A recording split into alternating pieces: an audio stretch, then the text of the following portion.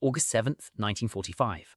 On a cracked runway outside Tokyo, a strange aircraft with no propeller waits in the mist. No spinning blades, no roar of a piston engine, just a low alien whine building beneath its wings. Inside the cockpit sits a Japanese test pilot, about to fly the first jet aircraft his country ever built. 8 days later, the war would end.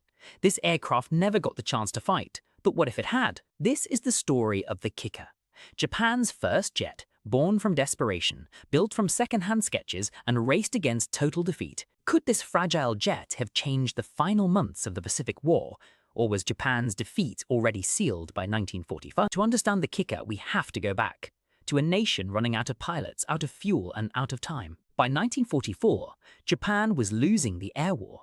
American fighters outclassed Japan's aging propeller planes in speed, armor, and firepower. In Germany, a radical new weapon had already taken to the skies: the Messerschmitt Me-262, the world's first operational jet fighter. Japanese naval officers in Berlin caught wind of this technology. One officer, Commander Iwaya Aichi, brought home only rough sketches and photographs, no blueprints. It wasn't enough for a copy. Japanese engineers would have to reinvent the jet age almost entirely on their own. The Imperial Navy demanded a jet-powered attack bomber, fast enough to outrun American fighters, and small enough to hide from the bombing campaign destroying Japan's factories.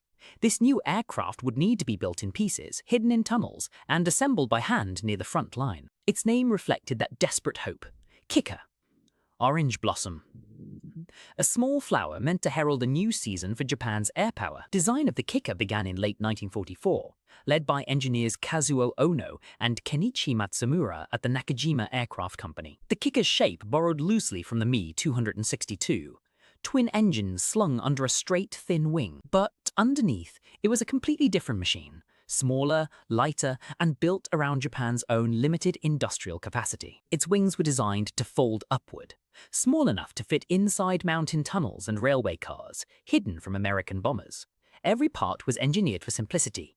Welded steel tubing and plywood skin, materials Japan could still produce in 1945. The heart of the aircraft was its engine, and that was the hardest problem of all. Engineer Osamu Nagano and his team developed the Ni-20 turbojet, Japan's first true jet engine, built almost entirely from theory and guesswork. Each Ni-20 produced roughly 475 kilograms of thrust, modest compared to Germany's engines, but revolutionary for Japan. Two of these engines, mounted side by side, would have to be enough to get the Kikka into the fight. By early 1945, the first prototype was taking shape, quietly, urgently, as American forces closed in on the home islands. Meanwhile, the war outside was closing in fast. Okinawa had fallen, Tokyo lay in ashes from firebombing raids. The Kikka was designed for one mission above all: high-speed, low-altitude bombing runs against invading American ships. Its bomb bay could carry a single 500-kilogram bomb, enough to cripple a landing craft or damage a warship's hull. Speed was its greatest weapon. Estimated at nearly 700 kilometers per hour, it could outrun almost anything America had in the Pacific. But that speed came at a cost. The engines were thirsty, unreliable, and the runways of Japan were far too short. The solution? Rocket-assisted takeoff boosters, strapped beneath the fuselage to give the jet an extra push into the sky. Every gram mattered. Engineers stripped away armor and extra equipment just to keep the aircraft light enough to fly. Compared to Germany's Me-262, the Kikka was smaller, slower, and far less armed, a reflection of Japan's shrinking resources in 1945. Still, for a nation building its first jet from photographs and guesswork, the Kikka was a remarkable engineering achievement. By July 1945, the first flyable Kikka prototype rolled out at Kisarazu Naval Air Base, southeast of Tokyo. Time was almost gone. The Allies were preparing an invasion of the Japanese home islands themselves. On August 7, 1945, Lieutenant Commander Susumu Takaoka climbed into the cockpit for the Kikka's first flight. On August 7, the engines spooled up. Ground crews stepped back. For the first time, a Japanese jet aircraft prepared to leave the ground. The aircraft rolled forward, gathered speed, and lifted cleanly into the sky above Kisarazu. For roughly 20 minutes, Japan's first jet flew without incident, a quiet, historic success in the middle of a collapsing war. Takaoka landed safely. Engineers celebrated quietly, but they already knew a second, more demanding test flight was needed. 4 days later, on August 11th, the Kikka attempted a takeoff using its rocket boosters for the first time. The added weight and thrust unbalanced the aircraft. It failed to gain enough speed, ran off the runway, and was damaged. No one was seriously hurt, but the aircraft needed repairs that history would never allow to be finished. On August 15, 1945, Japan announced its surrender. The Kikka program stopped instantly, a jet fighter with no war left to fight in. Only 2 Kikka prototypes ever flew. Around 25 more sat unfinished in factories and tunnels across Japan. When American forces arrived, they found the jets abandoned. Silent proof of a technology Japan never got the chance to use in battle. Some of these captured Kikka airframes were shipped to the United States for study, including one that survives today. Today, a restored Kikka sits in the Smithsonian's Udvar-Hazy Center, the only reminder of Japan's first jet-powered ambition. The Kikka never fired a shot in anger. Its story ended not in combat but in silence. Even unfinished, the Kikka mattered. It proved Japan could design and build jet technology independently without direct German blueprints. It represented the last gasp of Japanese aviation innovation, a program built under bombing raids, fuel shortages, and a collapsing empire. Had the war lasted even a few more months, the Kikka might have entered combat, a true jet versus propeller clash over the Pacific.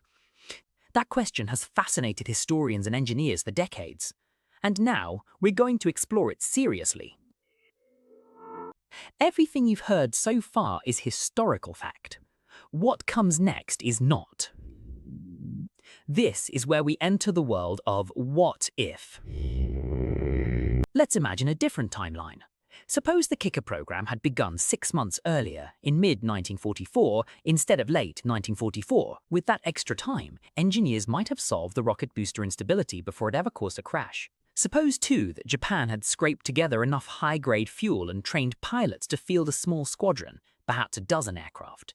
This is speculation, grounded in real engineering limits, not fantasy. Let's follow this hypothetical squadron into the final months of the war. In this scenario, the Kikka's mission would almost certainly target the American fleet gathering for the invasion of Japan. Operation Downfall. A handful of jets, however fast, could not sink a fleet of hundreds of ships. But they could inflict real, symbolic damage. Its speed would let it evade most American propeller fighters like the F-6 Hellcat and F-4U Corsair, at least on the first pass. But America had its own jet waiting in the wings, the Lockheed Patey Shooting Star, only just arriving in the Pacific by war's end. Had the war dragged on, history's first jet versus jet combat might not have happened over Korea in 1950, but over the Pacific in 1945. Realistically, the P-80 was faster, better armed, and flown by pilots with far more fuel and training hours. The odds favored America. Even a handful of successful Kikka strikes would have cost American lives, but they would not have stopped an invasion of this scale. Japan's deeper problem was never just aircraft design, it was fuel.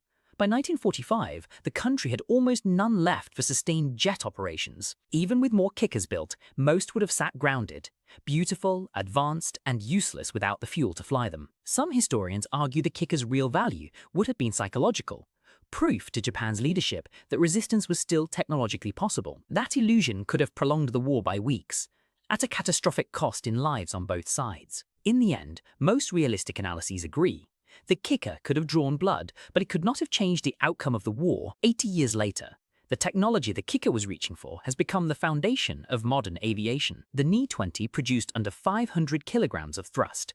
A modern jet engine can produce over 15,000. The Kikka needed rockets bolted to its belly just to leave the ground. Today's fighters take off from carriers under their own power alone. Japan's own aerospace industry, born from wartime desperation, would go on to help build airliners and satellites in the decades that followed. The Kikka's story reminds us how thin the line was between a wartime experiment and a technological revolution. So, could the Kikka have changed the outcome of the Pacific War? The honest answer, grounded in the facts, is almost certainly no. Japan lacked the fuel, the factories, and the time to build the Kikka in numbers large enough to matter strategically. But as an engineering achievement, built under bombing raids with borrowed sketches and no blueprints, the Kikka was extraordinary. It stands today, not as a weapon that won or lost a war, but as a monument to human ingenuity under impossible pressure. The Kikka flew only twice. It never fired a weapon, and yet its story still asks a haunting question about how close history came to changing. Somewhere between engineering triumph and wartime tragedy, the Kikka remains one of aviation history's quietest what-ifs. Today, it rests in a museum, not as a warplane, but as a question frozen in metal and time. The orange blossom never got the chance to bloom, but its brief flight still echoes through the history